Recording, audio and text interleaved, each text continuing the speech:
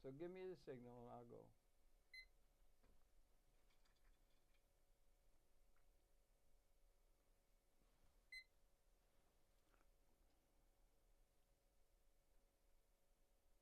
It's a good thing I do because I have a problem with Zika.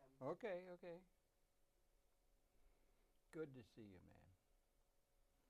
God, the old days. Wait a minute, I gotta clean this. See, someone must have blocked it. Good thing. Okay, okay. Okay. Okay, well, we're just waiting. Oh boy, oh boy. Yeah, we're going 5 days a week. We're going to do 5 programs a week. Or we're going to be doing 5 programs a week. It airs 5 times a week. And we're going to have to be setting up, we'll be doing it, and it goes all over the world. And this is really high quality. It's got the same system for recording as ABC or one of the major networks. They must have gotten a lot of money from somewhere, the people who put this together. Part of public access. There's about 4,000 of these across the country. This is the leading one in the country, headed up by the descendants of George Stoney, who got public access going. And that's where, and it goes out all over the world in very high definition and good quality. So it's a major venue. And so I do, that's what I'm going to do. And I'm going to have to set up a new place to do it. I can do it from home, and I can do it with what they call green screen, so you can get all kinds of backgrounds and everything. And what I'm going to be able to do is reach out to anybody in the world with the internet and green screen from the computer. Do you have a computer and all that at home? Yeah? Mine's broken, but I have one. Oh, it's broken, right? Okay. Broke last week. Oh, sorry. Yeah, sorry. Anyway, that's what I've been doing, and I've done about... Harold. I got... Harold.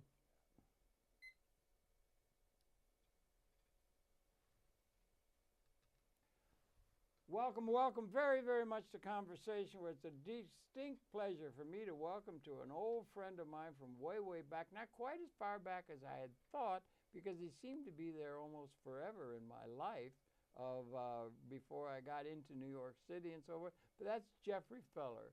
So good to see you, Jeffrey. He and I were friends up in the town of New Paltz back in the 70s and so forth.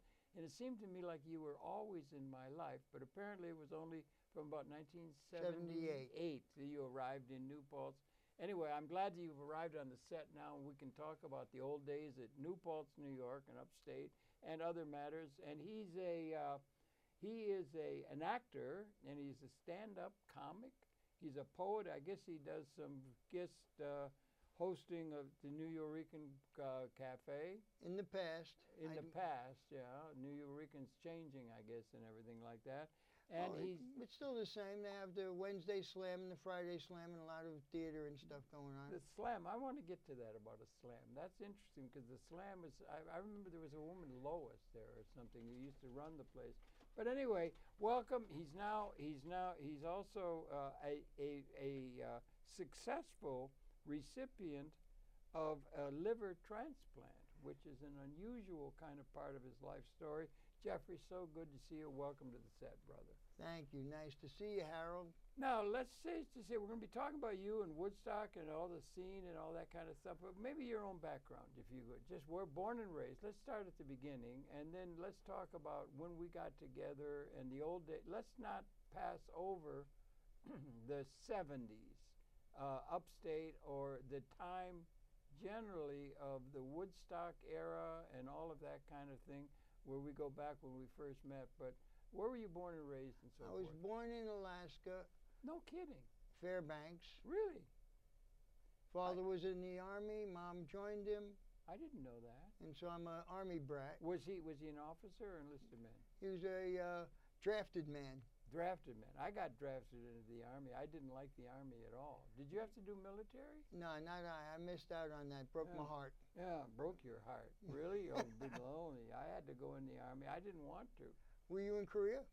No, I was in at the time of Korea. Same as my dad. Well, I might have been your dad's age or something. I'm 82 now. He's 84. He's 84. We're contemporary. And in that time, the Korean War was horrible, what was going on and everything. And we were drafted. You could not go. I was in university, and I had to go in the Army, and I learned how to fire an M105 howitzer. And do you see my medal? I see your medal. Do you medal. recognize the medal? No, Everybody, can you see the medal? That's a medal, everybody, that I've got. This is military, and it's for the Borinconeers. And I learned how to fire a cannon as an enlisted man. I was a terrible soldier, really was. I used to explain to the sergeant, I was an enlisted man. I would explain to them how we could do things democratically. And they don't want to hear that in the Army. They say, just get back in ranks and all that kind of stuff. So I used to get a lot of what they called Article 15s. You didn't do military? That's right. You did. You did not. That's right, I didn't. No, you didn't. Well, So that was Article the thing. 15. That so would be a little thing like Costello. In the Abbott and Costello movies, you always end up peeling potatoes for some minor infraction of the rules and being a smartass. Were you a good potato peeler? No, I learned how because I was always getting into trouble for being a smartass trying to democratize the military. It isn't the military. Is not that a trade that you still utilize? What? Peeling potatoes? Well, I do it on occasion and everything like that, but I don't have to do it so much. But anyway, and I got sent to Puerto Rico because the Puerto Rico had been, since Teddy Roosevelt had conquered Cuba and Puerto Rico, they had a unit called the 65th Infantry Regiment, about 3,000 men. They've been all Puerto Rican, rice and beans, they were all Puerto Rican. Did you ever hear of coquille? Coquille? I did hear that, but I can't place. What is that? That's like a frog indigenous to the island that goes coquille. Yeah, that's right. That's Coquille, right. That's coquille. right. That's right. Beautiful place. I got space, but they had been in the military since Teddy Roosevelt. He had conquered it, and it was all Puerto Rican unit, and they had fought a little bit in the First World War, Second World War, mostly rear guard stuff, and then they were in Korea. They were in Korea, and they had a guy out of the point, a WASP, white, Anglo-Saxon, Protestant, male, heterosexual, I suppose. That's me. I'm like that. I'm a white, Anglo-Saxon, Protestant. Anyway, but he came there, and it was a bad rap, but he put 90-some-odd men up on charges for cowardice, and they disgraced the unit. And they were closing down the unit, and the base of the unit was at Cayey, which is a town about 35 miles out of San Juan. And that was a beautiful base they had there, and they had disgraced it, and it was what they call in the street a bad rap. Do you know what that means? Somebody gets accused of something and they're not really accused. They're not guilty of it. They weren't guilty of it, but they did it. And so they were just disbanding the whole thing with Puerto Ricans. So they brought us in. Did you speak Spanish? No, I didn't speak. No, I don't speak Spanish at all. I was just a recruit that knew how to fire a cannon. And I went to this base. It was beautiful. Puerto Rico, they got beautiful weather. And they had a golf course. I like golf. You could play golf. You think of retiring there one day? No, I couldn't. I might think about it. But I kind of am partial to Manhattan, to tell you the truth. You know, I really like Manhattan. That's your island. That's my island. It really is. I love it. It's one of a kind. But anyway, I got sent there, and then I got on a swimming team because the colonel liked to have athletics. And we were all foul-ups. We didn't do anything but go to the swimming pool and drink beer and play poker. We didn't train at all. But we came up finally in the end where you go and you have like the World Series where you have National League and they go like this. And we finally came to a final meet. This actually happened in real time. And we were 5 foul-ups. All we had was a pair of trunks. And we had one guy who could swim like a porpoise. He was from France because we called him Frenchy. So I suppose he was from France. But we just sat around, drank beer, and played poker, and just, got out of duty. Were you a good poker player? I'm okay. I'm pretty good at bridge. I like bridge, But anyway, and it came down to we had to finally meet at, you have a thing like the World Series. Okay. And we fought. We had a meet against a SAC base. Do you remember SAC? Strategic Air Command, the B-59s that carried the atomic bombs and projected American power into Latin America. The big establishment, big thing. They had 45 guys on their swimming team. We had 5 foul-ups. Do you understand? You got Did the you image? drop any of them? No. They had 45 guys. They had coaches, they had masseuses, they had cheerleaders, they had pom-pom girls, they had popcorn machines, they had everything. Did you run the popcorn machines? No, that was the establishment. Don't you get the image? The image is that's the establishment against the foul-ups. Do you understand? I see. And guess who won because of the porpoise? We won the medal for the whole damn Caribbean. We got number 1 in swimming. We brought honor to the 65th. And that's why you got that medal? No, well, not really, because what they were doing is, did you ever hear of the Tuskegee Airmen? Sure. Yeah, Mr. Percy Sutton was a Tuskegee Airman. Clark Gable was close associated, the famous actor. Right. But that was honoring men in the military who had been prejudiced against racially, like black men, and then they have Indian men, and they have different things, and you got this stupid prejudice and everything. Right. Well, they set up a new one about a year ago, and that was for Puerto Ricans. They had this unit, the 65th, and because those Puerto Rican guys were mustered out, they brought us in, so I was on the 65th. And the 65th Regiment, did it say that? Can you see? Does it say something on there? Does it say 65th? What does it say? Read it to the audience with feeling. Honor. With feeling now. With feeling. Let me feel you, buddy. No. Honor et fidelitatis. It doesn't say 65th? No. Oh, well, it should. It does. But it's honoring the 65th Regiment, of which I was a part. And they had President Obama and the whole damn Congress honored the 65th Regiment at Cayenne, and I was there, so I was honored. And I got a medal for this. So you went to Puerto Rico? I was there for 10 months, and I served in the military. And when they gave the honor, were you there again? I went down there. Obama signed it, and Mr. Biden and the whole damn Congress was there. It was a wonderful ceremony, and they gave a beautiful medal. So you've had the Tuskegee Airmen. This was for Puerto Rico and Latinos. Prejudice.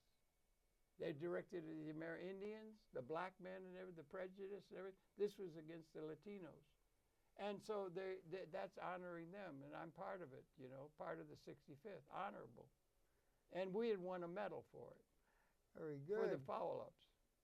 Nice to be a foul-up with a medal. Well, anyway, I didn't mean to get off on that. Did it bring you any extra money? No, not that I know of, no. But I got out of duty and everything like that, and you could just, anyway, that's part of my upbringing and everything. But how did you find out about New Paltz? Well, New Paltz came because I became a professor, and I'd been out in California at University of we closed University of California down. What year was that? That was the year of 1969. Francis Fox Piven and all that crew here in New York did their duty by closing Columbia University, seizing the whole university. They were just killing. It was just horrible what was going on in Vietnam. So I was in California before I came to New Paltz. And we closed down the University of California at New Paltz. At Long Beach. Okay. We seized the administration building and closed the thing down with Mr. Reagan up in. And as a thank you, they gave you a job at New Paltz College? No, it was a lot of the students. We were in touch with there were artists then, and there was all kinds of, Bobby Dylan was singing, and Joan Baez, and there was a movement, there was a thing in the air against the system. Mm-hmm. And it was a time of qualitative challenging of the premises run by the establishment of the United States of America. And it was felt everywhere. It was called the Spirit of Woodstock. But anyway, we closed that university down, and then the word got around on the underground. All the people who made up the underground, Bobby Dylan and there was a whole bunch of people, right. Artists and poets and all the artists. Did you ever hear of Sis Cunningham? No, it doesn't ring a bell. I think there was a magazine, Broadside, and she helped get Bob Dylan to be famous when he came to New York. Yeah, Bob Dylan was just absolutely had it and he forgot her the minute he became famous. Well, I don't know anything about that. But I know that in the 69 period, when we came to New Paltz in New York, that's where you and I met. Right. They're way up there. It was just, there were three. There was Woodstock, New Paltz, and Rosendale. There were three things that made up the spirit of Woodstock. Bobby Dylan had been living in Woodstock. And then there was that Mavis Festival in 1969. 600,000 people gathered just almost out of the air. There was no advertising much or anything. Just word got out all over, and there was a feeling in the country of we can't put up with this anymore, and a real upsurge by the people, a lot young people and so forth. By and Were large. you at Bethel? Were you at the concert? Absolutely, we were there. You know Charles Fernandez. Sure. Charles Fernandez was with us up in New Paltz, and Charles Fernandez and my wife at the time, Eileen, that we went there in our obligatory Volkswagen camper. Everybody had a Volkswagen camper. If you had a couple kids, we had a couple kids and everything. But we went there to Woodstock, and that we were like hosts to it practically. We had a commune that we lived on. There were a whole bunch of artists. Raul Vizina, Marshall Pfeffer, these are some names you know. Sure. Charles Fernandez, and there was about 30 of us lived on we had been a children's hotel or summer camp. They had Where a was that? swimming What pool. street? That was south of New Paltz, about 10 miles. I forget the name of the little town down there. Not Binnywater, not Rosendale, No. Tilson. No, I forget the name of it. It was a little town south. Anyway, we had that. We'd come, and we went to Woodstock in our camper, and he took with him. He did it. He put it together. He was sort of, he and Eileen, they worked together. They were more practical, or more get something done rather than just talk and everything like I do and that. And they got a great big 8-foot weather balloon, a red weather balloon. And he had an 8-foot weather balloon, and he got the helium to put into it, and he filled at the site of the Woodstock Festival 600,000 people. And he put them all in a helium balloon? He got there at the site, and there were all these people, and the food manifested. People were just, Mr. Rockefeller called it a disaster area because what's going to happen? Where's the food going to come? The food manifest. Wavy Gravy and all those guys were there, and Bobby Dylan got, Bobby Dylan, but Abby Hoffman, remember Abby Hoffman? Sure. Yeah, he's a friend, and he got thrown off the stage, I think, or something. And then Wavy Gravy and the food, and anyway, but he filled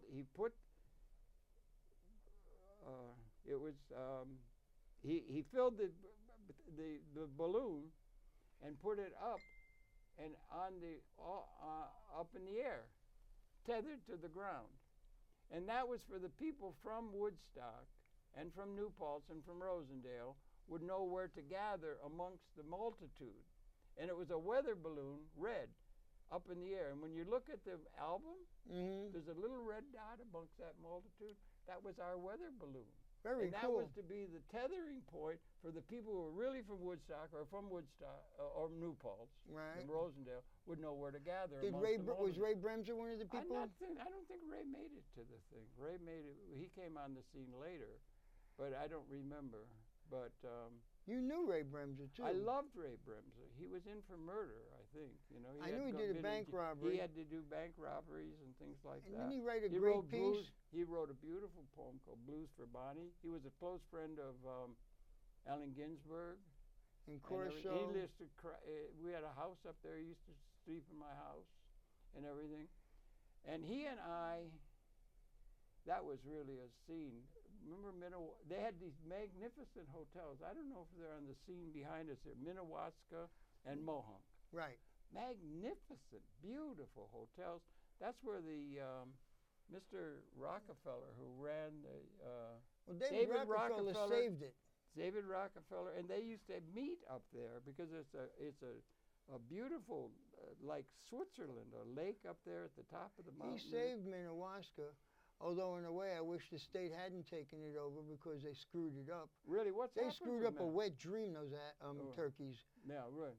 Well, Minnewaska... Mohonk still functioning. Mohonk is fabulous. It functions Mohonk is still very gorgeous, nice. It's beautiful. Yeah. When I went to New Paltz, I went for the weekend to work at Wildmere at Lake Minnewaska. Yeah. It was so pretty, I decided to stay a while. Gorgeous. They tried to sell it to the Marriott Corporation. Yeah. It wasn't successful because Eggemeyer, who was the geologist, was able to demonstrate that they could not support, the water could not support, the geology could not support having 100 condominiums and a hotel. Oh, And that was ultimately what stopped the project, really? which was a good thing. But instead of building a small hotel similar to Minnewaska, Yeah. even the state could have done that because there's Bear Mountain Inn. Yeah. Instead, they just leveled what was there because it was old. Yeah. They made it into a state park. And these fools somehow screwed up the ecosystem and got leeches into the Lake Minnewaska. Really, really. Is And it, they yeah. destroyed it, and then they had to put in all kind of chemicals to get rid of the leeches. And what used to be a beautiful turquoise lake What's there is now a strange color. No It's kidding. it's not turquoise. What's It's like a there? weird green. Is it still It's just you can wild still and you can everything? still go and you can Yeah. hike and everything, Yeah. and you can have a nice day trip. Yeah. But they screwed up a gorgeous lake. Yeah. So sometimes having the state take over is not good. Yeah, I guess so. Yeah, right. But it's the most gorgeous area. The Hudson Valley is as it's beautiful as gorgeous. can be. It really And is. that's yeah. why it brought a whole lot of artists that came there to be. Yeah. And that's why Woodstock, after the concert, became full of artists. Yeah. And you had the privilege to know tell me some of the stories about the old times and the artists you knew. Well, New Paltz was nothing but artists, it seems like. Manny, remember Manny's bookstore and all? It was just a magnificent place, yeah. Just Yeah. crawling with artists, poets, and everything. And that His town- daughter yeah. still runs the place. Yeah. It's still just beautiful. I was a professor there. How Yeah. did you wind up with the job as a professor? Well, I had done all the work. I had done a I mean, master's did you and see a job? PhD work? Was and it everything. under I was a wanted? professor. I was I a know, but was professor it at under 6 wanted? different universities. Did it say wanted and professors and you They used filled to an have application? they used to have a thing called jobs in geography. So if you're a PhD candidate or something, or PhD, they would have they would advertise. Do you want to come and teach here or there? And you could teach. I taught 7 different universities. No, 6 or 7 different. So you just sent them your resume and ended they. up- Yeah, and Maggie. No, sorry, Eileen, my Eileen. wife. Would take care of all that kind of. I never knew what the hell was going on. I mean, but I was quite popular and smart, I guess. You know? You've always been very intelligent. What Yeah, what I was guess your so. what did you teach? Revolution? No, not Did really. they call it no, Revolution 101? I'm you know that. I'm an advocate of systems thinking. My hero is Bucky Fuller. I don't think they've ever got anybody better. And he's got general recognition among intellectuals, and particularly systems thinkers. I liked Marshall McLuhan. We used to. Did you know Paul Ryan? Paul Ryan was there. Paul Ryan was part of the. He was a friend of and a scholar associate with Marshall McLuhan when he was at Parsons here, and then he was up in Toronto. We used to visit with Marshall McLuhan every spring with Paul, and I was a systems thinker. So I'm interested in virtually everything, and I don't want to specialize in anything. And I think there has to be more systems thinking and looking at big patterns rather than specialization. I was a great critic of the direction in which education was going. It was becoming job training for people to fit into bureaucracies, by and large. Seemed to me. So I was not in accord with the philosophy that motivates the education. How long did you profess over there? Where? At New Paltz? 3 years. I was New Year's 3 years at New Paltz, right coming up to the Woodstock period. And we went from there. We've set up we had artists coming to our house from all over the world. Didn't you do a huge performance piece that's going to be lasting eternity? I don't know what me? Well, didn't you do something in like 1970? Well, I was doing stuff all the time and saying that I wanted to do away with authoritarian. I'm anti-authoritarian. I used to give an A to everybody who came into my class on the first day. They'd come in and say, I got to get an A. I got to get into Harvard Business School so I can make some money. And it was all this thing that was beginning to corrupt the youth. I guess it was always there that the only reason you're here on earth is to make money. And that's the major thing that holds society together. And there was this other impetus from the artists and so forth who wanted to be talking about some other things. And I was in that coterie, I guess, you know. But you were too. You're an artist and a comic and everything. Yeah, but I'm talking too much. No, you're doing fine. It's No, great no, to hear just you tell handing- stories about the old days. The old days like that, and the 70 is still going to be seen. When did you meet Rizzy? Well, that would have been in New Paltz. It was when I got. He was here. I met Michael Horowitz. Right. He's the bard of the Hudson Valley, I believe. He's just absolutely magnificent poet. He had to take Michael Horowitz, and met him in California. I was in Long Beach. He was there. Ronnie Whiters. Right. No, not Ronnie Whiters. Marjorie, and Ronnie. Oh, who's the guy? They became teachers. Ronnie, I forget his name now, but they were there. And Bruce, I'm sorry, I just remember the first names. These are people that were in Long Beach. Did Mudnick teach? We closed Long Beach down. We closed Long Beach down at the time. And that was mates for trouble because the administration didn't, and that was Mr. Reagan. We closed it down temporarily. They won with the police and everything. They came and many police came. So I was ousted from there, and then the word got around in the underground or in the thing. And then New Paltz was a very leading, liberally inclined, artist-welcoming university, and they gave me 3 years there, and I was there, So you did 3 years in New Paltz. Yeah, did 3 years. It's like going to prison, right? Now let's talk about you some now. Okay. Because you came up there about 78. Right. I came for the weekend. Yeah. And fell in love with the place because of its beauty, and I met some really smart people. Yeah.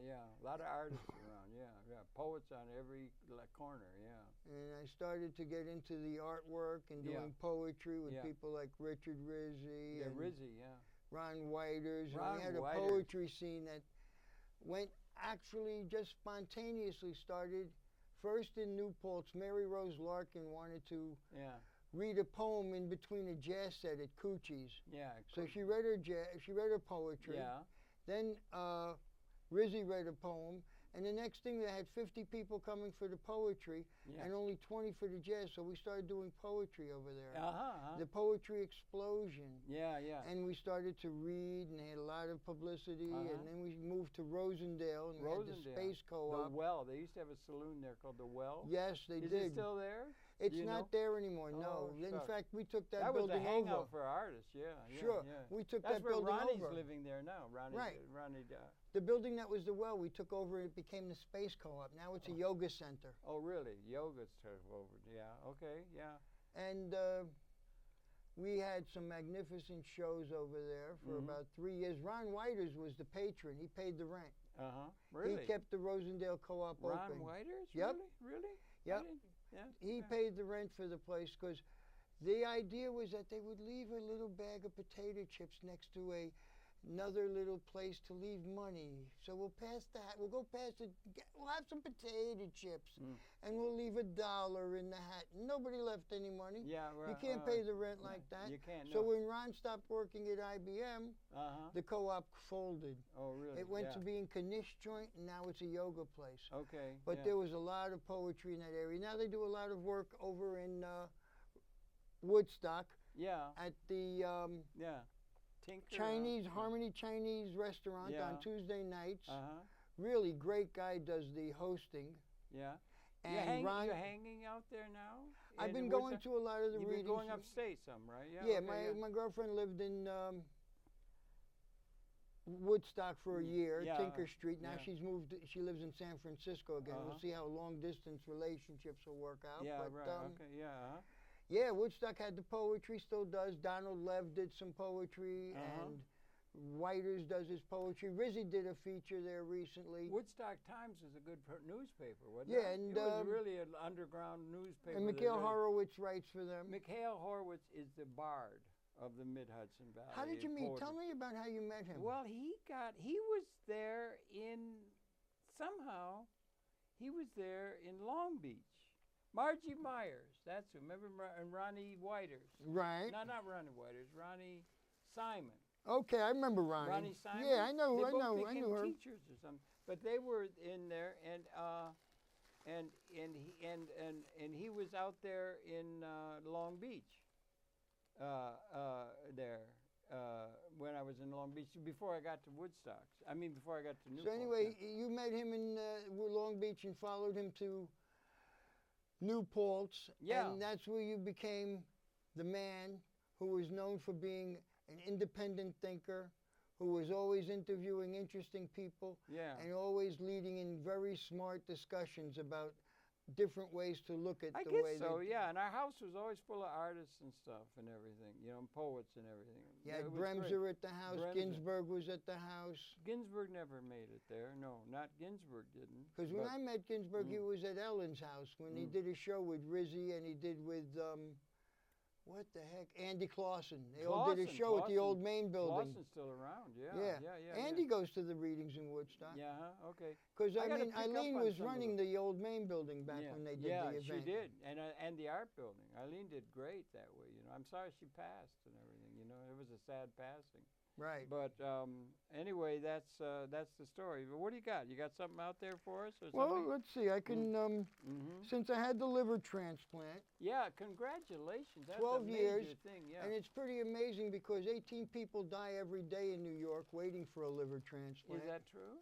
And there's like, of all the 50 states in the United States, Mount Sinai, of all the states, New York, I turned that off. It shouldn't be making noise. Is that Oh, yours? No, It's maybe it big didn't deal. turn That's off. just one of those super duper new gadgets Fandangos. of the new age, yeah.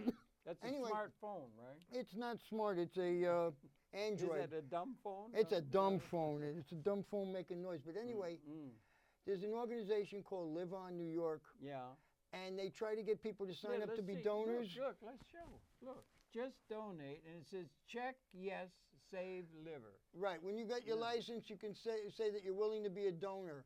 Yeah. Of all of the people who sign up for a donor, Yeah. only 3% of the people who sign Yeah. can actually be actually wind up donating. Uh, In order to be eligible, you have to be brain dead. really? You know, they're putting you on the machines, Yeah. and you're not going to live. And you have to be, you know, it's not everyone. Just Yeah, because you right, die no. doesn't mean they can harvest, you know, they can take your organs. Yeah. But nevertheless, let you- in all yeah, the 50 Yeah, states, Yeah. New York is the worst. It is 50th of people who sign up to be donors. What does that mean, be the worst? I don't know what you In other mean. words, there are 50 states in the Union. Yeah, that's right. There are, yeah. And in each state, people can sign up saying that they're willing, in the event of their death, yeah. that they can allow volunteer. someone, that they're willing to be an organ donor. Okay, can they donate other than the liver? Could you Liver, donate your kidneys. heart or There are 8 different organs, yeah? and there are all kinds of tissue. I think you can save as many as and help impact on. I just so happen to have written it down. Yeah, good. Yeah, right. That's that's something to be thinking 50 about. different types of tissue can be used, and 8 lives can be changed: kidney, liver, lung, heart, Could that all be taken from pancreas. one? Could those things be taken from a person One person, who's sure. dying Yeah, and be used to save have- other lives. Yeah, save that's a legacy. Is that getting around as something that's worthy of consideration by a lot of people? I Well, think that's apparently, a humanitarian thing that could save lives. Yeah. well, I'm hoping that people will get in touch with Live On New York and sign up to be a donor. Yeah. You can just, when you get your driver's license, or you can fill out a form, Yeah. and Live On New York, you can call up Isn't that a miracle that you can do that? Right? Yep. Yeah. 212-291-4444. 4444. Yeah. I'm all for And you're all for 4444. like saving a life. Oh no, Yeah. it's actually 646-291-4444. Also, people who remember want to be 4444. considered for a transplant Yeah. can go to Mount Sinai Hospital. Mount Sinai. Yeah. That's where I got my transplant. I You waited did. almost 6 years, Wow. and that's And you knew 6 years before when you- 212-241-8035. I found out I needed a transplant in 97. I was listed in 99. I was transplanted in 05. Why did you have to do that? Because I was I don't like, mean to pry. no, into it's a okay. personal thing. Well, you have to sign up to be a donor. Yeah. You have to be sick enough to be listed. And then you have to be so sick that you're going to die to get the liver, and they have to find one that is a match. Why had your liver gotten so? I had what was called hepatitis C. Oh wow! In fact, I'm going to. Right? Yeah. I'm working Yeah. on a perform. I went to HB. Yeah, you're a performing artist and you're a comic. Right. Yeah. HB Studio, Yeah. which is down on Bank Street. Now Yeah. I go to Working Actor Studio, which is Okay. a much cheaper school. Uh-huh. But nevertheless, at HB, a woman named Dale Orlando Smith, who's a great writer, Yeah. playwright, and a great teacher. Uh-huh. And I was working on solo performance. And this piece, I will eventually use. I'm going to make what they call a short movie, and get Alan Murphy. You remember Alan Murphy? How is he? He's great. He had some heart issues. Is Bob? Who's the guy, the artist that was in Bob? Rob, the guy that was with Murphy. There's John Esposito. No. Then there's Bob. I know who you're talking about. I can't remember his name, but He was Murphy. he was faculty. Right. Yeah. Alan is doing much better. He had some heart issues. Him and a few musicians. I'm going to get them together Okay. and have them do a background. I'm going to read this piece. Yeah. What you're going to read it to us now? Yeah. Oh, good. Okay. And what I hope is that they'll listen to the piece, and as they finally feel it, they're going to play music to back it up. Yeah. Of course, when I do it, I will know the whole piece by heart. Yeah. Yeah. And You'll read it we're with gonna, feeling. Well, of course.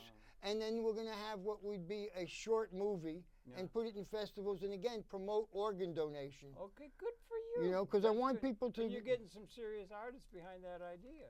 Right. Yeah, right. So Okay. what I Well, you're wrote, what they thought was a pretty good piece as an entry, because I was trying to write a solo performance.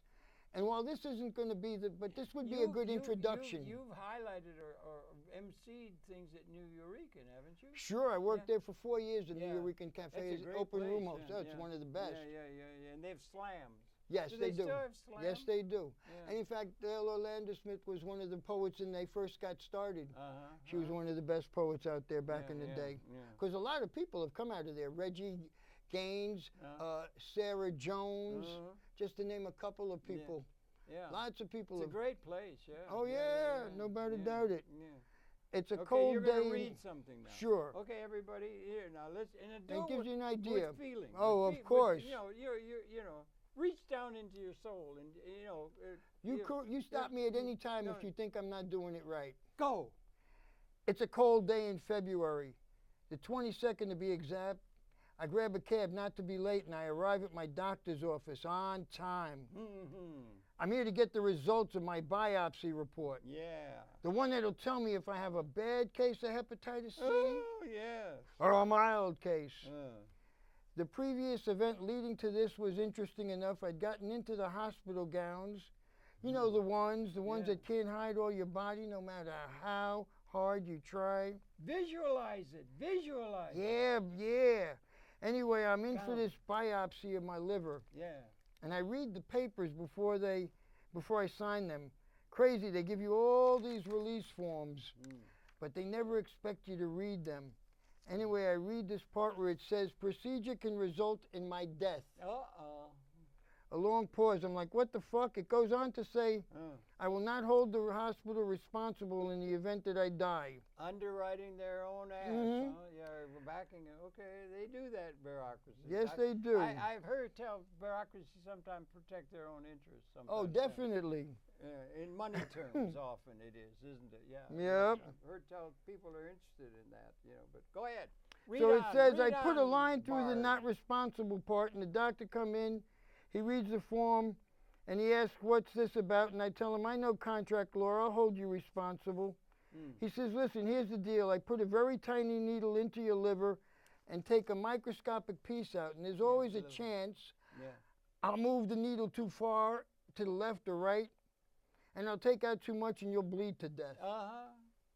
But it only happens 1 in 100,000 times. Oh, well, that's pretty good odds, I would say. 100,000. And he says to me, how are you? And I said, who cares how am I? You got to point that thing. Yeah, right, yeah.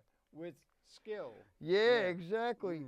And I said, you had a good night with the old lady last night? Right. You and her got along? Let's hope you're in a good mood. Driving here, no road rage, no problems with parking the car? Want a little cup of coffee, do you, pal? Could I give you a little kind of coffee, steady your nerves, maybe? Exactly, you know. I'm here to help, yeah. That's it, right, dig it. Hit me. Yeah, hit me, baby. So then he notices I'm still wearing my Yankee hat, and he looks at me and says, "Don't worry, I'm going to pitch a good game." You're a Yankee fan? A little bit, yeah. Okay. In fact, I got photos from my friend who okay. took photos for 50 we'll years. Look at it later. Yeah. Okay. Yeah. Mm. So now, as I was saying, I get to my doctor's office to find out the results of the biopsy. I'm sitting in his office 2 hours and 20 minutes. Yeah. Finally, I moved into a cubicle, one of 9. Yeah. I'm sitting there like a John, like a trick. And the nurse comes in, puts my chart on a stool and leaves. And I'm sitting there 5 minutes, 10 minutes. What the fuck? I opened the chart. Boom. Yeah, you looked at it, right? Yeah, and I look at it. What did that chart say, man? What did it say? It said to be referred to a liver transplant center. Oh, boy. I That's felt- that's like a real, yeah, right. It's like What Tyson did you cold think when cocked you me. read those words? What did you think? Well, What as a was your matter of feeling? fact, I said Did it's. I felt like it was like Tyson had cold cocked me. No, well, that would, yeah. My mind raced to too many places, like the time I donated blood in my junior year of college. I was a second-year junior, and I get a letter in the mail that said, "Your blood showed signs of hepatitis." Oh. I threw it away. Hep C, right? Yeah, Yeah. I threw it away. Back then, it wasn't Hep C. I thought they Where'd were that crazy. Come from? Where'd that come from? That came from a little man named Jose who walked in and said, "Here, no. There's 3 ways you can get hepatitis: blood transfusions." Yeah. But now that you can no longer get it from blood transfusions, they fixed it. But back in the day, you could have got it from that. Right, yeah, dirty needles. Yeah. Right. Could have yeah. got it from borrowing a razor when I was working in the Catskills. As Yeah. a waiter, I borrowed a razor. Yeah. Or a tattoo. That easy, yeah. Or IV use. Oh, that could be really easy to spread, yeah. Right. And that's how, and right Are now, they trying to monitor against that now? there are a lot of people who can now get tested and treated for hepatitis C. Really? And they should all and do they it. couldn't at the time they were doing your thing? Back then, if 50% of the people who would take the treatment Yeah. would get crazy and sick, Uh-huh. and only 25% would have long-term good effects. Oh. Now it's about 75% That's treatable. progress, right? Good. Much more treatable now, and not as painful and a lot shorter. So We're people should making get progress. tested. We're making progress. A lot of progress. So people Okay. should get tested and treated for Hep C. Read on, brother. Read on, read on, read Yes, on, read son. on. And listen, everybody. Listen into the word of a very good advice on what a lot of people could take seriously. Yeah. So I'd gotten a letter that said I had hepatitis, and I threw it away. I thought they were nuts. I had too much energy to have liver disease, and then my mind races 3 years later when I get blood work at a doctor's, and the results said I had non-A, non-B hepatitis. They hadn't given it the letter C yet. Mm. And I said, "Oh my God, I'll never be able to have unprotected sex. I'm going to die." Mm. And the doctor said, "Don't worry, live your life. Yeah. Most people don't get sick from this. Huh? You'll live into your 60s, you'll never feel it." Mm. I said, "Can I drink, doctor?" Mm. He said, "Sure, don't worry about it." I said to myself, what the Yeah, heck. I'm yeah. not going to drink 3 times a year like I have been. And I asked the doctor how I got it, and he said, razors, drugs, tattoos, don't worry, you'll be fine. Yeah. My mind raced to the tattoo I got at the Boy. shooting gallery Mm. when I got a tattoo, or the razors I'd borrowed when I shaved to get my Yeah. job as a Oh, busboy. yeah. My mind raced to those 11 or 14 times I did some things I shouldn't have. Mm. My mind raced. I was in shock. I could only think of one thing. Holy shit, I'm going to die. No, really. You really felt it strong? Yeah. Yeah. What was I it got like? really What was sick. it like to feel it and you come up against that sense? Well, I was in shock. Yeah, I'll bet. And you were just young. How Yeah. old were you then? I was at the At time, I 35, was, no, I 40, was, 50? well, when I first got the disease, I was 29 when I got diagnosed. Wow, that's young and you're in prime. And I didn't, What a drag. I didn't really get sick about it until I was 41. Mm. And by the time I was 43, I got really sick. Yeah. Yeah. And if they had the good drugs to get rid of hepatitis C, I might never have progressed. Do they have that now? Now they have they very made good progress? medicine for Isn't it hepatitis. good they're making progress? Very good medicine. Of course, you have to have a lot of people needing the medicine because the Yeah. pharmacies want to make money.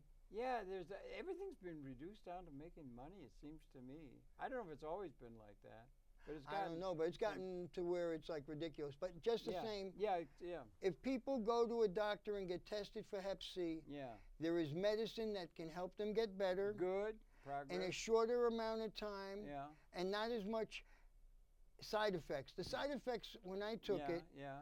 I had to go on, I had a choice, but I went on Lexapro, an antidepressant. Yeah. Because Really? at one time, the medicine was so strong that they would tell you in advance that you might commit suicide or kill somebody. You go into a state of depression or something? The medicine back then would get you so messed up in the head Yeah. that there was ever a chance, Yeah. small percentage, but Yeah. a chance you'd kill somebody Yeah. or you'd kill yourself. Really, because of depression. Because of the medicine they gave you to get rid of the hepatitis C. Gave you depression, deep, Right. real honest to God depression Right. that nobody else probably ever feels, except in those conditions, except people who are really mentally ill. What was seriously. induced Yeah. from the medicine. Now, Yeah. the medicine is much better. Mm-hmm. So anyone who has an opportunity to take advantage of getting tested Mm-hmm. and taking the medicine, there's a much better chance of getting rid of the hepatitis Yeah. and a lot less side effects. And that can be applied to other uses of the medical procedures in general. One thing can feed another with positive effect, right? Hey, Outside if less of the people- immediate if less people application need a of the liver- research and If less people need a extension. liver, all the better. Now, as far as organ donation, Yeah. Mount Sinai, where I got my Mount Sinai transplant, is a great hospital. I they think. saved my butt. Did they really? There's a Dr. Sciano who was the best. He was the hepatologist, Yeah. and he works every day like 17, 15 hours a day. God bless him. Incredibly fantastic Yeah. guy. Yeah. Who between my mother and the doctors and a lot of people, my friend Cheryl Kliegler, a lot of different people helped to save me, Yeah. keep me in check, because it's very hard. Any little thing could have stopped me from living. Weehawken Housing Authority, Now, are giving you me a able place to to live live. full tilt boogie now? Are you able to live full tilt boogie now? You don't have any restrictions or anything having been No, I through have to that? be careful with About food because what? I have About what? diabetes. Oh, you have diabetes. And that's Yeah. because of the immunosuppressants. It's very high filled in starch. I don't By know the what way, an immunodepressive is. Before just let me Oh, backtrack go ahead. a second. Back up then. Go ahead. Tell If the story. anyone needs to be evaluated for an organ, Mount Sinai will take a lot of people that other hospitals will not take. They're willing to take a risk, and they can call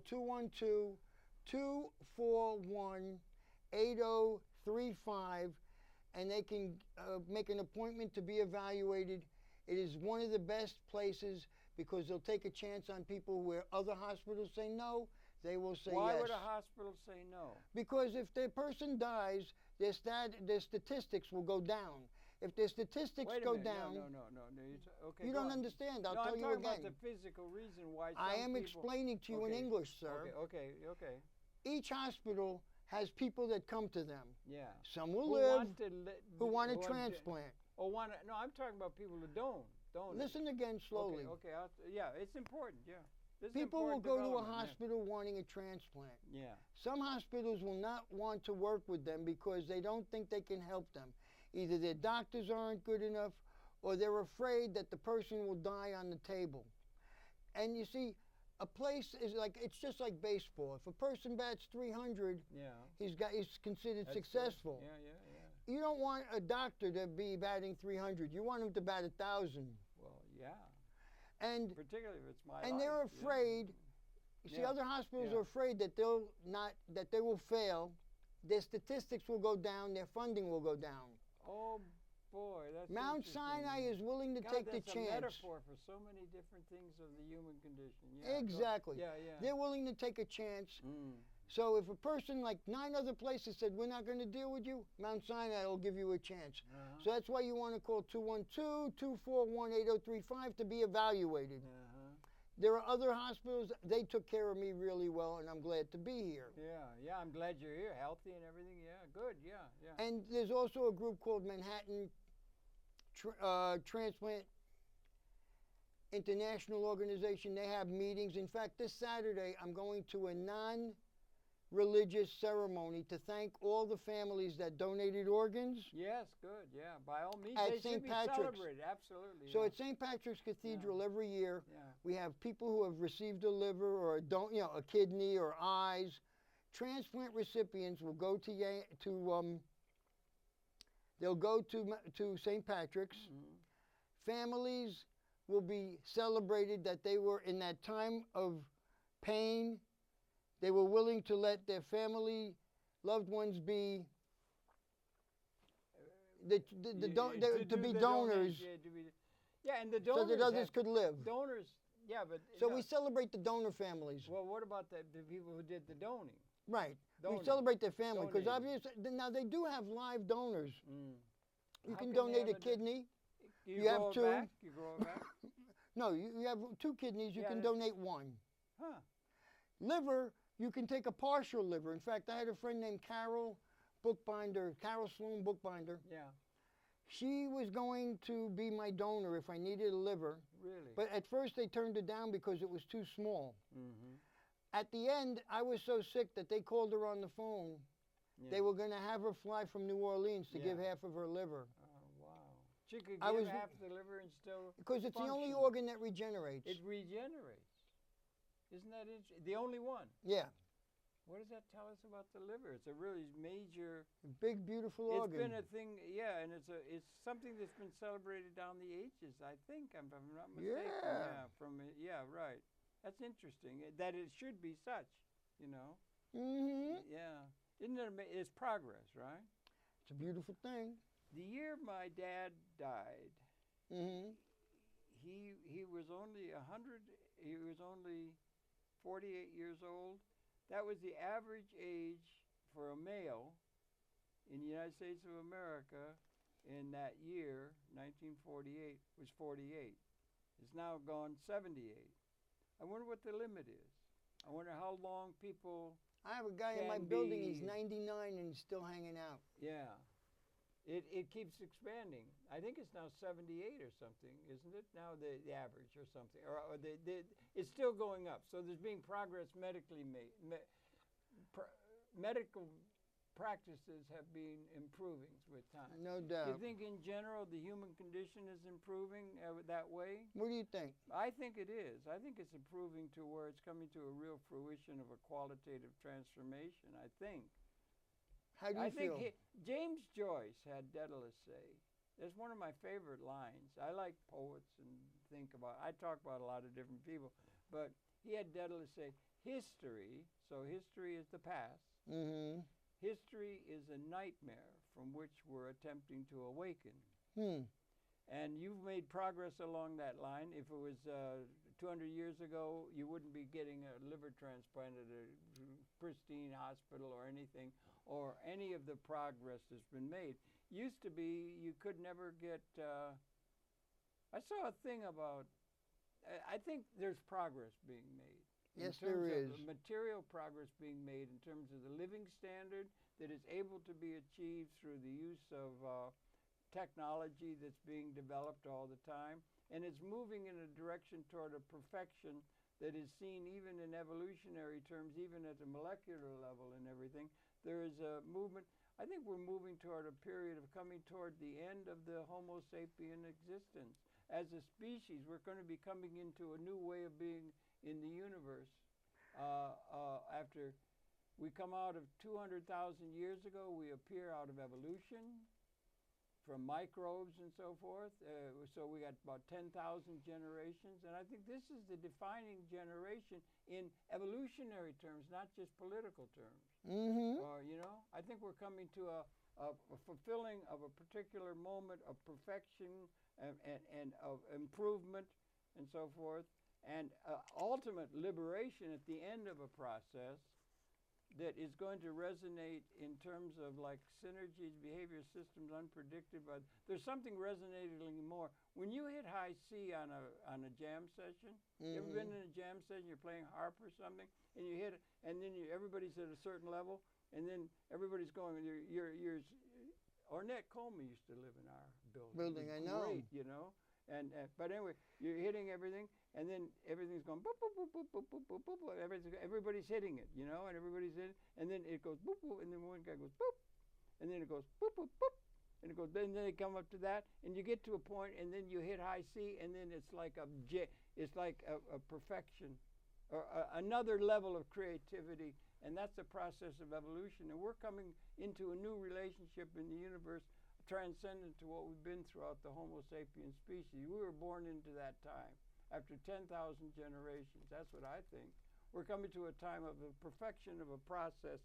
And this thing that you're talking about with the thing, there's all kinds of things like that going into the other sciences, and the capability to make the world work for everybody in a synergistic way, where 100 trillion cells in a human organism. each cell has an unique capability, unique entity to itself. They all work as a system, and in a healthy system, do you understand? We're going to get that way. We're going to get the whole of the Homo sapiens species within the context in which it is operating at their full capability, and we will come into a new relationship to the universe. Right on. Transcendent to what we've been throughout the Homo sapien experience. That's what I think. You talk about liver transplant. There's a picture of Mickey Mantle. He had a transplant. Can you get a picture of this? Mickey Mantle had it? I didn't know that. He had a liver transplant. He was 62. He died at 63 from he had cancer. Yeah. But he was successfully liver transplanted, and a lot of people signed up because of him. My friend Louis Requena took the photograph. That's a great photograph. He was friends with Mickey. Yeah. My friend was, Louis was also a good friend of Billy Martin. This is Louis. You're a Yankee fan? A little bit. You're a Tigers fan. Well, I was Detroit Tigers. I was raised But this photograph is of my friend Louis Requena with Billy Martin. Okay. He actually was able to tell Billy Martin to calm down. Really? Yeah. That's how close they were. Yeah. They were able to get, and he knew Steinbrenner. Yeah, really? One time You're following baseball. Yeah. You've always been a big fan. Yes. One time this guy was in the hallway and Steinbrenner was coming through. Yeah. And everyone's at attention because George Steinbrenner is coming through. Yeah, big And shot. Louis saw him, and Steinbrenner points at Louis, and my ex-girlfriend's big brother, huge dude, Steinbrenner says to him, "He's still here?" Yeah. And the guy in a high pitch, "Yes, Mr. Steinbrenner." And Louis barreled up to Steinbrenner and said, I ain't got no credentials. You gonna throw me out?" And he said, "I can't throw you out. You love this place more than I do." You're good at doing other people, aren't you? You do it again. Do the line again. Are you going to throw me out? You're going to throw me out? No, with feeling, real feeling. No, reach down deep in your soul and give a real feeling. Can I have an amen? Can I have a hallelujah? Use the method. So Louis, use the method to get down deep into the real human condition. Yeah. Can I have an amen? Yeah. Can I have a hallelujah? So Louis was like, "I ain't got no credentials. You're going to throw me out?" And Steinbrenner said, "I can't throw you out. You love this place more than I do." Then they walked together, arm in arm, and Louis actually pushed George and said, "Get out of here." I'll be damned. Kidding around. He knew George well enough that he could kid around like that. How do you happen to know all that? Well, because at the Nuyorican Poets Cafe, I met his stepdaughter, Brenda. And so she said, on good authority. You're not just baloney, huh? Right, yeah. So Brenda told me, if you go to the Yankee games all the time in the bleachers, because I'm a bleacher creature. Yeah. You like bleachers? Yes, I sit in the bleachers. I'm like section 203. Yeah, third base. Bleachers the best. You come with me sometime, even when the Tigers are there. They got beer everywhere. Well, and nothing to do with beer. We just have a good time and we cheer. Yeah, right. And the point of it, you know, all the place, yeah. Louis was there. He worked for 50 years. In fact, Derek Jeter would see Louis coming through. Derek Jeter, great. He would see. He was such a gentleman. Yeah. He would see Louis, who had been working there 50 years, walking, and I was helping him walk. Yeah. He would wait until Louis got close and then talk to him in conversational Spanish. Thank God. Really? Because he liked and respected Louis. Muy bien. We're hoping one day that they'll put a small plaque in the basement for Louis, because if you work somewhere 50 years, you know, he deserves that recognition. Boy, am I glad they saved you with that liver so you could come up with all this good stuff to help baseball be the great sport and recognized the way it should be. Properly. We have a good old time in Yankee Stadium, we do. Yeah. Well, I'm glad you're having a good old time, and it's so good to see you, and I'm so glad you're able to do this work, and I think it's really important for that idea about transplant. And I am glad that we met in New Paltz, because if it wasn't for the so old times, long ago, and if it wasn't for that great place which nurtured me to become the person I became, because now I do watercolors. You do? You're doing water? Yeah, I do watercolors, and I'm trying to do my stand-up comedy. You're doing abstracts, yeah. Abstract. I saw Sangeeta.